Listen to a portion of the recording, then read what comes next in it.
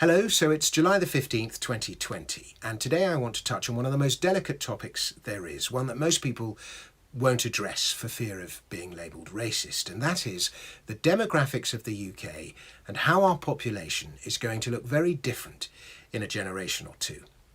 And I stumbled across a chart the other day in a Department of Education research paper from January 2019 called Schools, Pupils and Their Characteristics, and that's what I'm going to talk about today.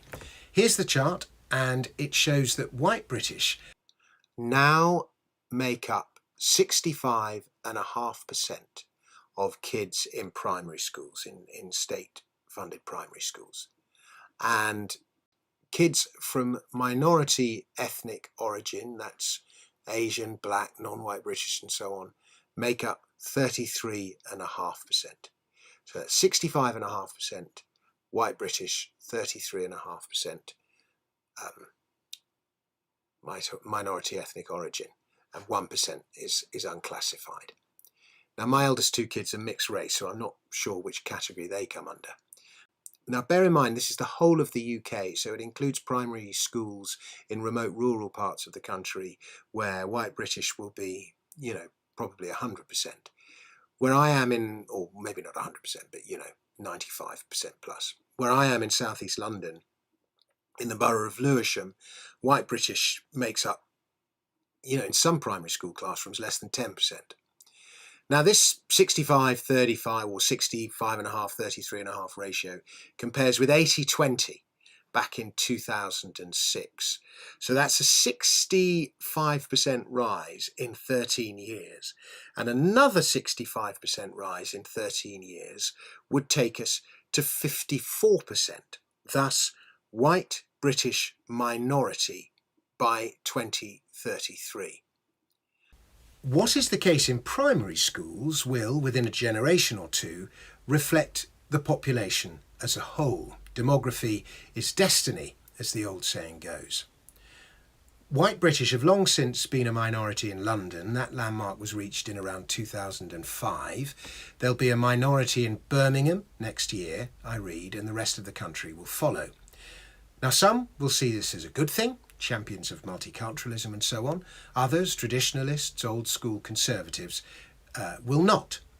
Is it a good thing? A bad thing?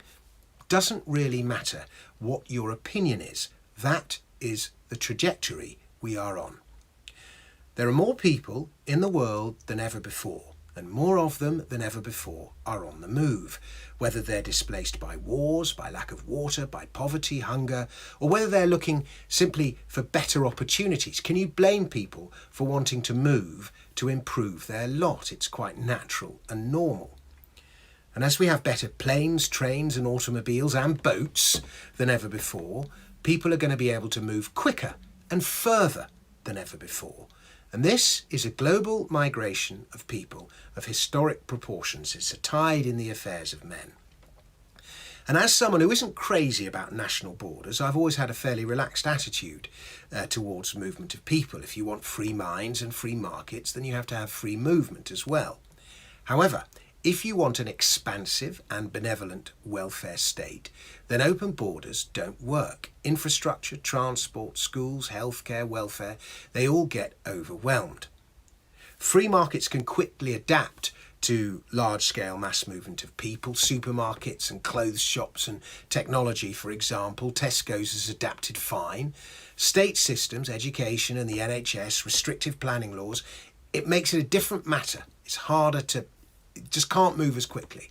And the reality of the world in which we live today is that we do have an expansive welfare state and national borders. And the UK, in the way that it currently operates, will struggle with immigration levels, or it is struggling with immigration levels of over 200,000 a year. I think we're at 300,000 at the moment because we don't have the infrastructure. Now, how do you get the numbers down? Or do you even want to get the numbers down?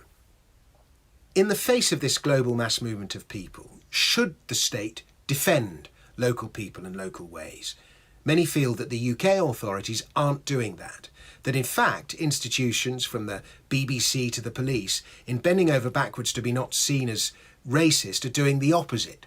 whether it's through, not properly policing child rape gangs or knife crime, or bias and discrimination in the media, changes in the way history in particular and other subjects as well are taught, even something as banal as banning saying Happy Christmas. And I think the Red Cross and certain councils did actually do that for fear it offends non-Christians, and replacing it with bland statements like season's greetings. These are all ways which long-standing British traditions and ways of doing things are eroded. Maybe they need eroding, but no wonder so many people feel threatened by what is going on. And I'm not sure what the answer is, but the sooner we can talk about this openly and honestly, without just screaming racist and without fear of people screaming racist at you, the better.